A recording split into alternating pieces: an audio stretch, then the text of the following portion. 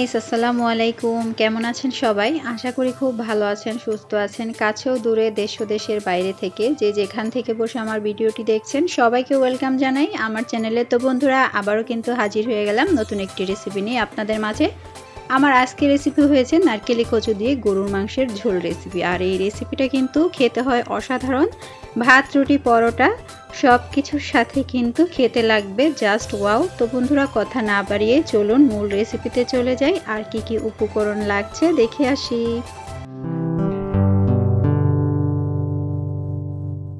বন্ধুরা, এই তো এখানে কিন্তু 1 কেজি পরিমাণ গরুর মাংস আগে থেকে ধুয়ে পরিষ্কার করে নিয়েছি। আর তার সাথে কিছু মশলা নিয়েছি, গরম মশলা, এলাচ, দারচিনি, লবঙ্গ, তার সাথে নিয়েছি জিরে, মৌরি। তো এটা কিন্তু ভেজে নিব। আর এই তো এই পাশে নিয়েছি 3 কোয়া বড় বড় রসুন আর 1 বাটি পেঁয়াজ কুচি। আর এর সাথে নিয়েছি কিউব করে কেটে নারকেলি কচুটা। আর এই তো এখন কিন্তু আমি মশলাগুলো সব এক এক অ্যাড করে দিচ্ছি গরুর মাংসের সাথে। প্রথমেই দিয়ে দিচ্ছি পেঁয়াজ কুচি, তারপর দিয়ে দিচ্ছি আদা রসুনের পেস্ট 2.5 চামচ পরিমাণ। আর এই তো এখানে এখন অ্যাড করে দিচ্ছি হলুদ গুঁড়ো ও 1 চা চামচ পরিমাণ। আর এর পাশে দিয়ে দিচ্ছি এখন 1 চা চামচ পরিমাণ মরিচ গুঁড়ো। আর ঝালটা কিন্তু একদমই আপনাদের ইচ্ছে অনুযায়ী অ্যাড করে নেবেন। আর দিয়ে দিচ্ছি স্বাদ মতো লবণ আর আস্ত কিছুটা কাঁচামরিচ। আর এর সাথে অ্যাড করে দিলাম 3টা বড় বড় রসুনের কোষ। আর এই রসুনের কোষটা কিন্তু একদমই অপশনাল, আপনারা চাইলে দিতে পারেন বা স্কিপ করতে পারেন। আর এই তো এখানে দিয়ে দিচ্ছি 1 চা চামচ পরিমাণ ধনিয়ার গুঁড়া। তো তারপর দিয়ে দিচ্ছি এখন টক দই 3 টেবিল চামচ পরিমাণ। আর এই টক দইটা দিয়ে রান্না করলে কিন্তু অনেক মজা হয় খেতে। আর এখন দিয়ে দিলাম 2 পিস লেবু রসের। তো এখানে কিন্তু এখন হাত দিয়ে মেখে নিচ্ছি আমি খুব ভালো করে। আর মাখানোটা খুব ভালো করে যেন মাংসের মধ্যে খুব ভালো করে মশলাগুলো অ্যাড হয়ে যায়, তো এভাবে মেখে নিতে হবে। আর এখন কিন্তু মেখে নেওয়ার পর দিয়ে দিচ্ছি এখানে পরিমাণ মতো তেল। তো তেল দিয়ে আবারও একটু মেখে নিব। আর মেখে এভাবে কিন্তু আমি 30 মিনিটের মতো রেস্টে রেখে দিব। আর এই কাজটা কিন্তু আগে থেকে করে নেবেন, তাহলে কিন্তু মাংসটা খেতে খুব ভালো লাগবে রান্নার পরে।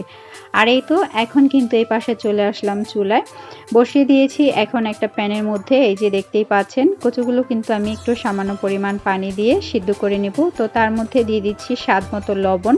লবণটা দেওয়ার কারণ হয়েছে কচুটা যখন আমি ডাইরেক্টলি কষানোর মধ্যে দিব না, তাই আমি কিন্তু ভাপিয়ে নিলাম। এর জন্য কিন্তু লবণটা আগে থেকে দিয়ে দিচ্ছি যেন কচুর মধ্যে খুব ভালো করে লবণটা ভিজে যায়। আর এই তো এপাশে কিন্তু কচুটা সিদ্ধ করে নিলাম। আর এখন কিন্তু বসিয়ে দিয়েছি ম্যারিনেট করার যে পাত্রে ম্যারিনেট করেছি, তো ওটা কিন্তু চুলায় বসিয়ে দিলাম। এখন কিন্তু আমি আস্তে ধীরে কষিয়ে নিব এই মাংসটা খুব সুন্দর করে। তো এখানে কিন্তু খুব ভালো করে কষিয়ে নিতে হবে গরুর মাংসটা। আর এই তো মশলার পেস্টটা পানিটা ধোয়া আমি দিয়ে দিচ্ছি এখানে সামান্য পরিমাণ, আর একটু ঢেকে দিলাম। আর এইভাবে কিন্তু আমি কিছুক্ষণ পর পর কষিয়ে নিব। আর অবশ্যই কিন্তু খুব ভালো করে কষিয়ে নিতে হবে, তাহলে কিন্তু যে কোনো তরকারি খেতে অনেক ভালো হয়। আর এই তো এপাশে আবারও একটু ঢেকে দিলাম কিছুক্ষণ নেড়ে চেড়ে। আর এখন এই পর্যায়ে কিন্তু মোটামুটি অর্ধেকটা সিদ্ধ হয়ে গেছে। আর এই পর্যায়ে কিন্তু ওই যে মশলাটা দেখিয়েছিলাম আদা রসুন জিরা তারপর মৌরি, তো ওটা কিন্তু এখানে আমি তেলে গুঁড়ো করে নিয়েছি।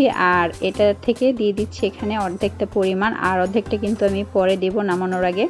তো এই পাশে দিয়ে তারপর কিন্তু নেড়ে চেড়ে দিলাম। আর এখন কিন্তু আবারও ঢেকে দিয়েছিলাম। তো এই পর্যায়ে কিন্তু 80% সিদ্ধ হয়ে গেছে মাংসটা। আর এখন কিন্তু এই পর্যায়ে আমি দিয়ে দিচ্ছি কচুটা ভাপিয়ে রাখা। আর কচুটা কিন্তু অবশ্যই সুন্দর করে ধুয়ে নিতে হবে। তো এখানে কিন্তু আমি দিয়ে দিলাম। আর খুব ভালো করে কষিয়ে নিতে হবে কচুটা দেওয়ার পরে। তো বন্ধুরা, প্লিজ যারা এখন ভিডিওটি দেখছেন তারা কিন্তু অবশ্যই একটা লাইক দিয়ে ভিডিওটি কন্টিনিউ করবেন। ভালো লাগলে আমার চ্যানেলটিকে সাবস্ক্রাইব করে পাশে থেকে যাবেন। পাশে থাকা বেল বাটনটি ক্লিক করে রাখবেন আমার নিত্য নতুন ভিডিওগুলো পেতে সবার আগে। আর যারা এই কাজটা করেছেন তাদেরকে অসংখ্য ধন্যবাদ আমার অন্তর থেকে। তো এই তো এখানে কিন্তু আমি ঢেকে দিলাম আবারও। আর এই পর্যায়ে কিন্তু আমার তরকারিটা একদমই হয়ে গেছে। তো নামানোর আগে আমি কিন্তু ওই যে বাকি যে জিরার গুঁড়োটা ছিল গরম মশলার, তো ওটা কিন্তু এখন দিয়ে দিচ্ছি। আর এতে কিন্তু সবশেষে যখন দিবেন এই মশলাটা তখন কিন্তু খুব সুন্দর একটা স্ট্রং গন্ধ বের হবে। তো এই কাজটা অবশ্যই করে নেবেন। তো এখন কিন্তু চুলা থেকে নামিয়ে আমি আপনাদের সাথে পরিবেশন করে দেখিয়ে দিচ্ছি। তো বন্ধুরা, দেখতেই পাচ্ছেন মাশাল্লাহ অনেকটা সুন্দর হয়েছে, আর খেতেও হয়েছিল মাশাল্লাহ অনেক মজার। তো চাইলে কিন্তু এইভাবে একটা রেসিপি করে নিতে পারেন। এটা কিন্তু ভাত রুটি পরোটা সব কিছুর সাথে খেতে হয় অসাধারণ। তো তো ভিডিও ভালো লাগলে অবশ্যই একটা লাইক কমেন্ট শেয়ার করবেন আর চ্যানেলটিকে সাবস্ক্রাইব করে পাশে থেকে যেতে পারেন। পাশে থাকা বেল বাটনটি ক্লিক করে রাখবেন নিত্য নতুন ভিডিওগুলো পেতে সবার আগে। তো সবাই ভালো থাকবেন, সুস্থ থাকবেন। আবারও হাজির হয়ে যাব অন্য কোনো দিন অন্য কোনো রেসিপি নিয়ে। আল্লাহ হাফেজ।